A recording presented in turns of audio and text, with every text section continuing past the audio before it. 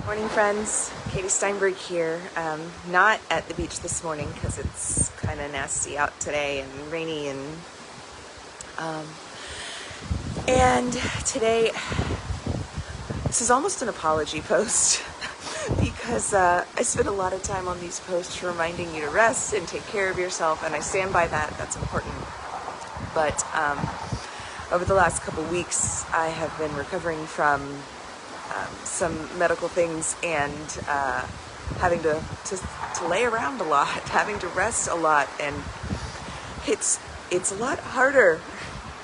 It's a lot harder than it seems, and so if there's ever been times when you have listened to these messages about resting and taking care of yourself and thought, yeah, easy for you to say, kid,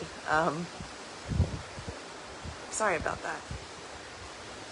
And it's surprising how hard it can be to take the time to take care of yourself when there are children to be fed and bills to be paid and a number of other pressures, internal and external, to kind of suck it up and keep going.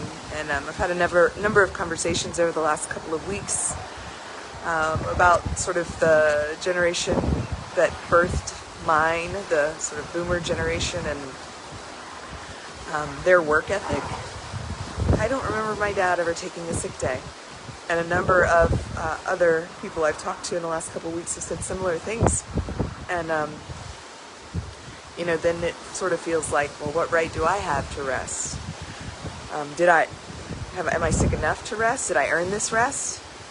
And all of those are flawed questions. Without having to pass judgment on the generation before mine,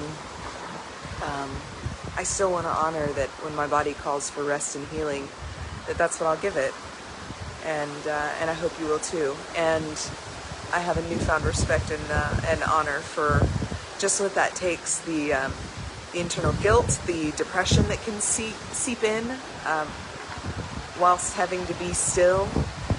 When we lose the opportunity to justify our existence, excuse me, with being productive and producing, which is what capitalism tells us is our only value.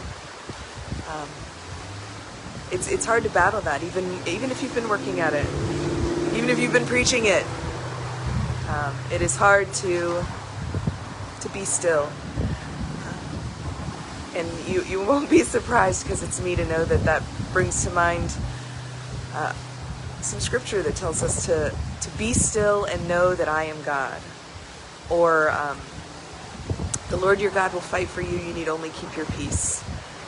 And those things are hard to lean into and believe, because our culture tells us such a dramatically different story.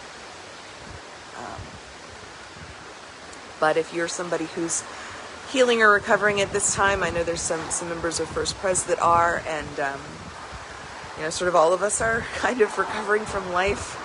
Here, I'll quote you Taylor Swift instead of scripture. Life is emotionally abusive. So I hope that you will find some time to rest. You will trust that the world will go on without you. That's the part of it that's ego.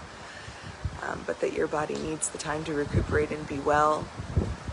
And that's what will help you be fully alive. And being fully alive is what will help you live into your calling and to do what you're here to do. So I hope that you will do those things and take good care of yourself, and that even when it's hard, you'll rest. Grace and peace, friends.